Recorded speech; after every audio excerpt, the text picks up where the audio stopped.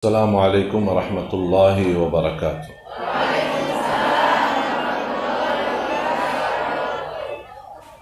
Memang perjuangan kaum wanita di dalam Islam itu sangat luar biasa. Salah satu sebab suksesnya dakwah Nabi Muhammad adalah dukungan Siti Khadijah. Kalau bukan dukungan Siti Khadijah, Rasul tidak bisa lanjut dakwah. Harta Siti Khadijah dihabiskan untuk Nabi Muhammad SAW, untuk dakwahnya. Siti Khadijah pertama wanita yang mendampingi Rasulullah SAW ketika dicaci maki oleh Quraisy. Siti Khadijah pertama wanita yang mengikuti agama Nabi Muhammad SAW. Siti Khadijah pertama yang telah menurbangkan hartanya, waktunya, tenaganya untuk Nabi Muhammad SAW. Ada satu kejadian ketika Rasulullah SAW bersama Siti Khadijah sedang bermasrah, senang-senang, bercanda. Datang malaikat Jibril menyampaikan pesan-pesan dari Allah untuk Nabi Muhammad sallallahu alaihi wasallam. Malaikat Jibril habis menyampaikan pesannya. Nah, malaikat Jibril tanya, "Itulah Siti Khadijah?" Kata Rasulullah, "Ya, itu Khadijah, istriku." Kata malaikat Jibril, "Sampaikan salam ta'zim dari aku untuk Khadijah." Masya Allah. Malaikat Jibril titip salam untuk Siti Khadijah. Berarti Siti Khadijah terkenal dong, dikenal di langit. Sambil malaikat Jibril berkenan titip salam. Rasul sampaikan kepada Siti Khadijah, ada salam dari malaikat Jibril. Siti Khadijah menangis. Malaikat Jibril kenal aku? Dia nangis. Kembali Rasul bertemu malaikat Jibril, ada lagi berita yang lebih dahsyat. Ya Rasulullah, sampaikan salam cinta dari Allah untuk Khadijah. Rasulullah SAW pun ikut menangis. Istrinya mendapatkan perhatian, mendapatkan salam khusus dari Allah Subhanahu wa Ta'ala. Dan Rasulullah SAW menyampaikan kepada Siti Khadijah, "Ya Khadijah, ada salam untukmu dari Allah." Bukan hanya salam, tapi ada berita gembira untukmu. "Wa basyirha bi baitin fil jannah la nasaba fihi wala sakhab." Kasih tahu Khadijah, Allah telah menyediakan rumah di dalam surga. Tidak ada lagi bisikan kecapian dan fitnah dan tantangan. Tempat istirahatnya dan kebahagiaan selama-lamanya untuk Khadijah radhiyallahu anha. Betapa mulianya kaum wanita. Kemuliaan Siti Khadijah sebenarnya bukan karena dia istri Rasul, tetapi perjuangannya di mata Allah karena dia memperjuangkan agama Allah. Dia menjadi wanita yang salihah lillahi ta'ala dan untuk Rasulullah SAW. Dia menjadi wanita yang ikhlas, murah tangannya, selalu suka berbagi, selalu lembut dan kalimatnya indah, selalu mendampingi dan setia bersama suaminya. Bersabarannya, berjuangannya tidak pernah membatasi semangat suaminya, justru mendorong suaminya untuk melanjutkan dakwah. Berkali-kali Rasulullah SAW curhat sama Khadijah, "Ya Khadijah, Saya membawa kebaikan untuk kaumku, malah kaumku memfitnahi aku. Ya Khadijah, saya membawa la ilaha illallah, malah kalian mereka mengusir aku dari kampungku. Ya Khadijah, saya sudah mendoakan yang terbaik, tapi justru mereka malah melimbarkan aku sampai aku berdarah. Apa kata Siti Khadijah? Bersabarlah.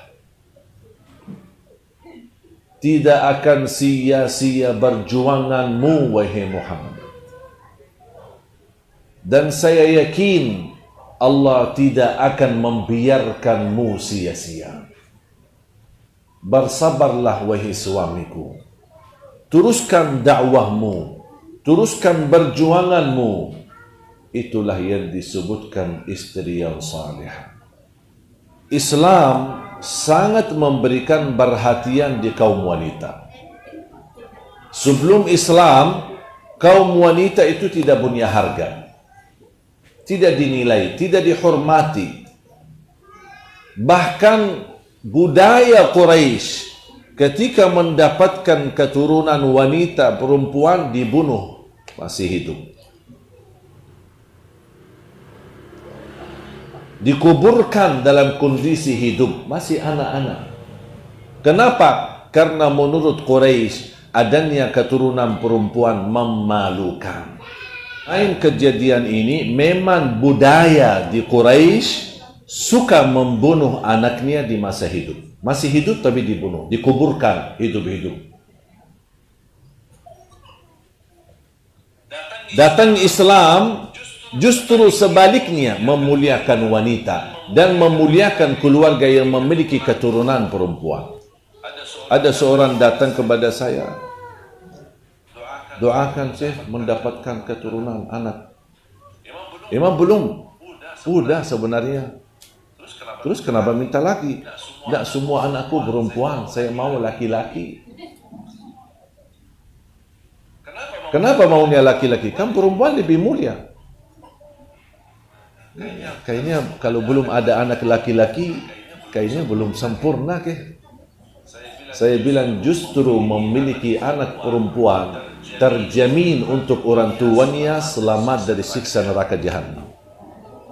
Anak laki belum tentu menjaminkan selamat dari siksa neraka Jahannam. Rasulullah sallallahu alaihi wasallam bersabda, "Man kana lahu bintan aw bintaini aw thalatha." Sampai 3. فَرَبَّاهُنَّ وَأَحْسَنَ إِلَيْهِنَّ وَأَحْسَنَ إِلَيْهِنَّ وَأَطْعَمَهُنَّ وَكَسَاهُنَّ ثُمَّ زَوَّجَهُنَّ. Dia memelihara, dia menjaga, dia membesarkan, dia memberi makan yang halal, dia memberikan pakaian yang baik, dan dia mendidik mereka sampai dewasa, dan dia menikahkan. Ka-kunna lahu hijaban minan nar. Mereka akan jadi hijab yang menghalangi kita masuk neraka. Punya anak laki alhamdulillah, punya anak perempuan apalagi. Begitu Islam memperhatikan posisi wanita, karena di zaman jahiliyah wanita itu tidak punya nilai.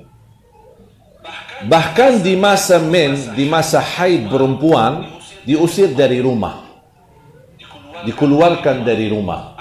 Ada satu rumah ditempati wanita itu karena rumah ini hanya tempat buang sampah.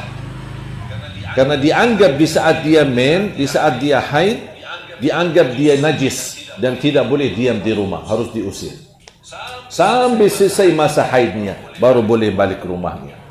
Begitu perilaku zaman jahiliyah terhadap wanita.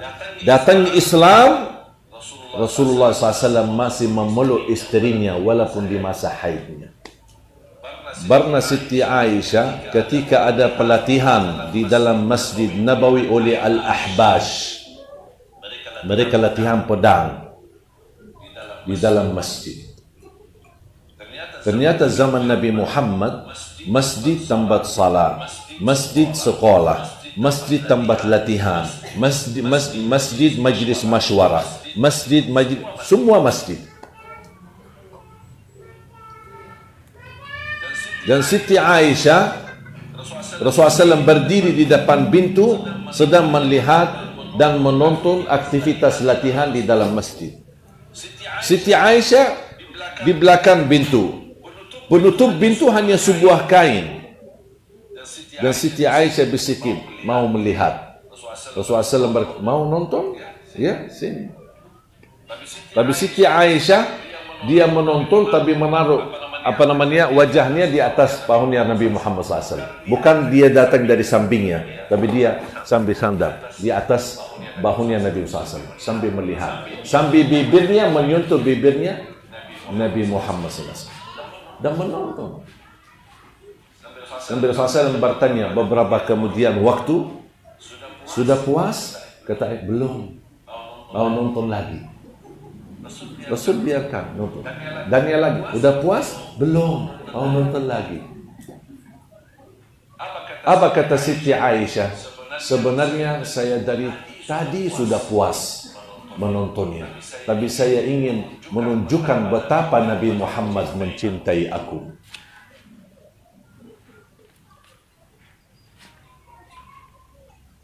Sudah cukup. Cukup deh. Kelamaan kok nonton. Sudah cukup, sana.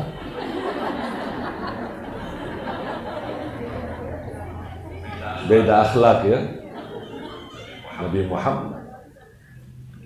Bahkan Nabi Muhammad SAW bersabda, yang termulia akhlaknya khairukum li ahli.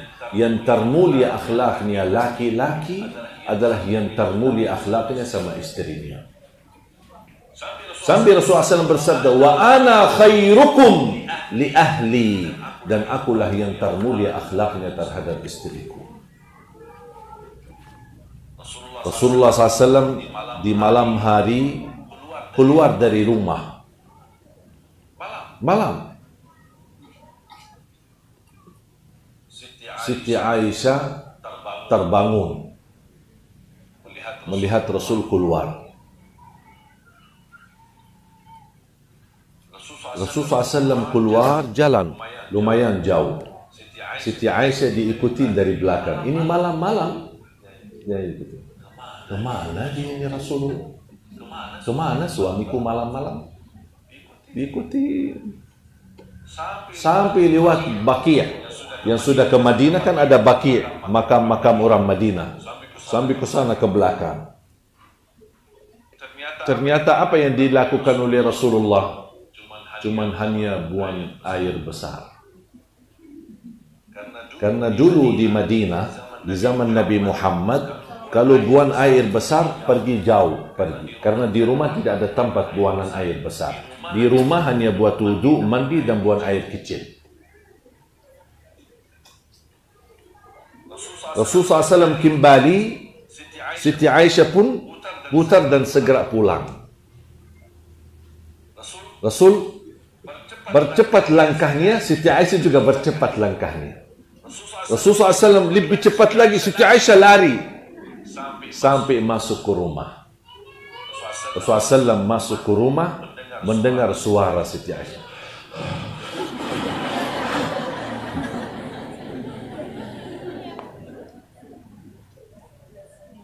Rasulullah SAW berbaring di sampingnya sambil menaruh tangan di atas dadahnya.